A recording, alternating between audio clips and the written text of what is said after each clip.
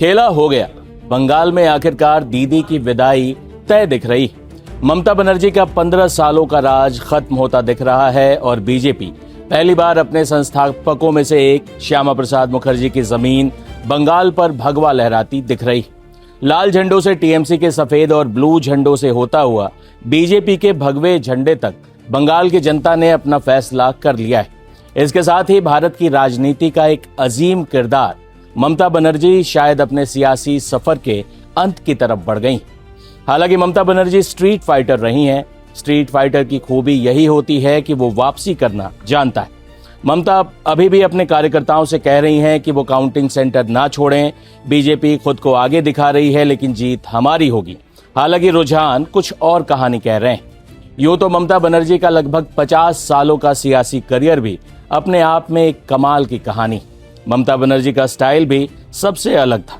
धाकड़ और जुझारू नेता की उनकी छवि, जो किसी से डरती नहीं, जो किसी के आगे कुछ भी बोलने से हिचकती नहीं।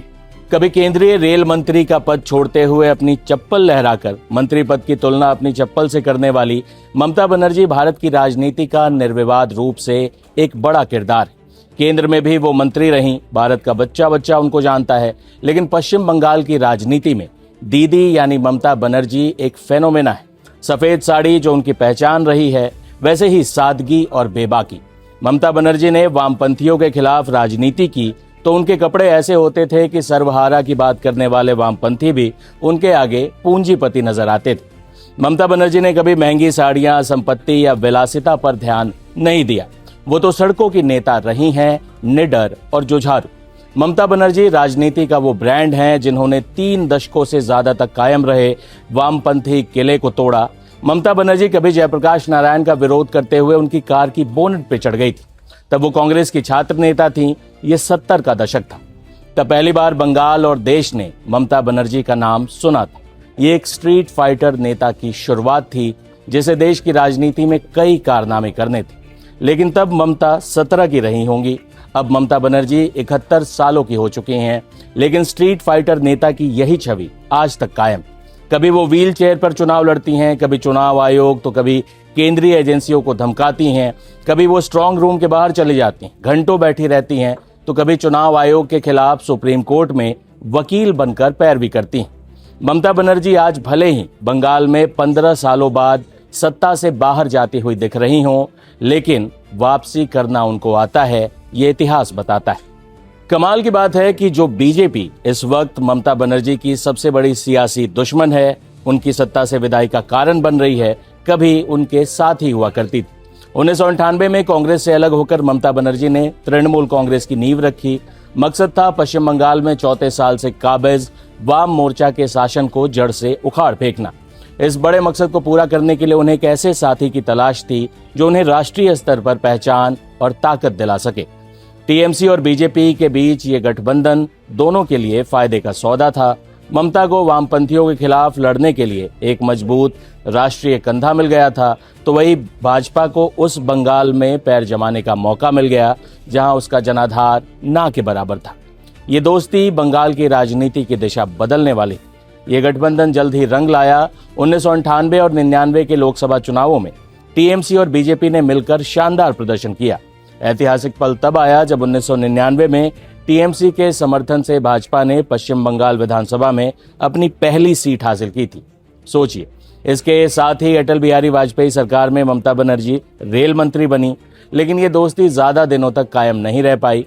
2001 में तहलका स्टिंग ऑपरेशन के बाद जब भाजपा के तत्कालीन अध्यक्ष बंगारू लक्ष्मण का नाम रिश्वत के मामले में सामने आया, तो ममता ने इसे अपनी ईमानदारी साबित करने का मौका माना।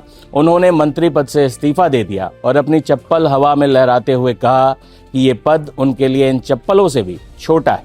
ये कहते हुए वो एनडीए से अलग हो गई। लेकिन रास्ते अलग होने के बावजूद ममता बनर्जी के सबसे बड़े आंदोलनों में भाजपा ने उनका साथ दिया। कारखानों के लिए सिंगूर में जमीन अधिग्रहण और नंदीग्राम में रासायनिक हब को लेकर छिड़े जन आंदोलनों में तत्कालीन भाजपा अध्यक्ष राजनाथ सिंह उस समय ममता बनर्जी के साथ खड़े नजर आए।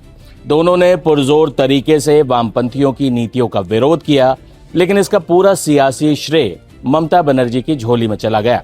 सिंगूर नंदीग्राम की लहर पर सवार होकर ममता बनर्जी ने कांग्रेस के साथ गठबंधन किया, 2011 का विधानसभा चुनाव लड़ा और आखिरकार 34 साल पुराने वामपंथी शासन को धूल चटा दी। वही इस चुनाव में भाजपा का प्रदर्शन बेहद निराशाजनक रहा। इस चुनाव में बीजेपी एक भी सीट नहीं जीत पाई। लेकिन इसके बाद 2021 में हुए विधानसभा चुनावों में बीजेपी और टीएमसी के संबंधों के सबसे खराब दौर के परिणाम आए। बीजेपी 77 सीटें जीती और उसने मुख्य विपक्ष का तमगा हासिल कर लिया।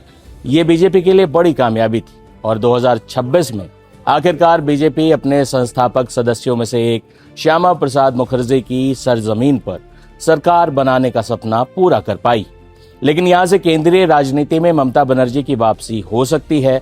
अगर ऐसा हुआ तो निश्चित तौर पर वो देश की राजनीति में सबसे बड़े विपक्ष के चेहरे के तौर पर गिनी जाएंगी।